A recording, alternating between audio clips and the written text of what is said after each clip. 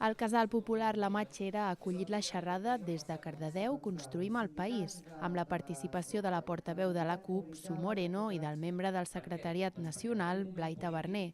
Durant l'acte, els ponents han abordat els principals reptes socials i polítics que afronta el país en un context que han definit com a complex, marcat pel creixement del reaccionarisme i de les idees d'extrema dreta. La qüestió de l'habitatge és una prioritat imprescindible, poder regular d'una vegada i acabar amb l'especulació immobiliària, perquè avui dia vivim un context d'una desigualtat brutal i d'acumulació d'habitatges amb poques mans i de persones que no poden poder avançar amb la seva vida.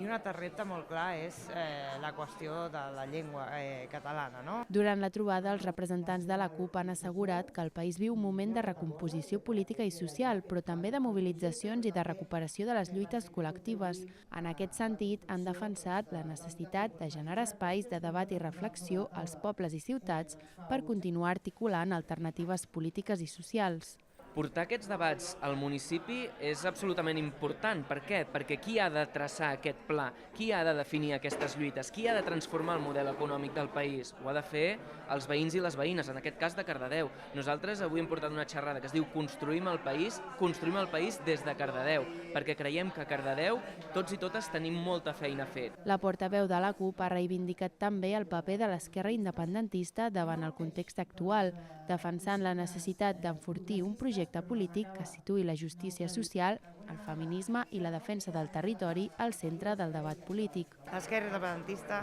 ha de seguir sent, i que pensem que segueix contribuint, a caminar cap a un alliberament social i nacional del nostre poble i a no defallir i a intentar seguir tibant i posant sobre la taula aquelles qüestions que són imprescindibles i intentar tibar de nou el país cap a l'esquerra. L'acte ha reunit desenes de persones al Casal Popular La Matxera en una jornada marcada pel debat polític i la reflexió col·lectiva sobre el futur del país. La trobada ha servit també per compartir inquietuds i posar sobre la taula la necessitat de continuar reforçant l'organització popular i els espais de participació política als municipis. De dotar el CAP i sobretot amb l'alliberament nacional com a